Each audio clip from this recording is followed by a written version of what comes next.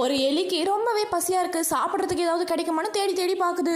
அந்த எலி எவ்வளவுதான் தேடி பார்த்தாலும் சாப்பிடறதுக்கு எதுவுமே கிடைக்கவே மாட்டேங்குது. இப்படி அந்த எலி பல நாளா பசியும் பட்னியும் தான் இருக்கு, சாப்பிடறதுக்கு எதுவுமே கிடைக்கவே மாட்டேங்குது. இப்படி அந்த எலி பட்னியாவே கிடந்து உடம்பெல்லாம் மெலிஞ்சு போய் ரொம்பவே மெலிசாயிடுது.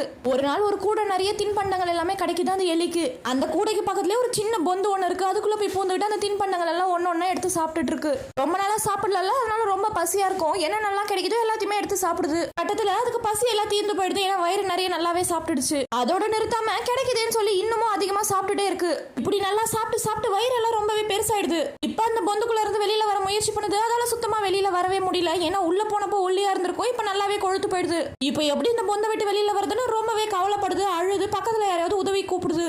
அப்போ ஒரு பூனை வருது, அதுகிட்ட நடந்தது எல்லாமே சொல்லுது இந்த எலி. பூனையோ நீ மறுபடியும் பட்னிரு, கொஞ்ச நாள்ல உன் உடம்பு திரும்பவும் இழைச்சு போயிடும், அப்ப இந்த சந்தை விட்டு வெளியில வந்துருன்னு ஐடியா கொடுக்குது. எல்லாமே ஒரு அளவுக்கு தான், அளவுக்கு மீறி பண்ண இப்படிதான் ஆகணும்னு அந்த பூனை சொல்லுது.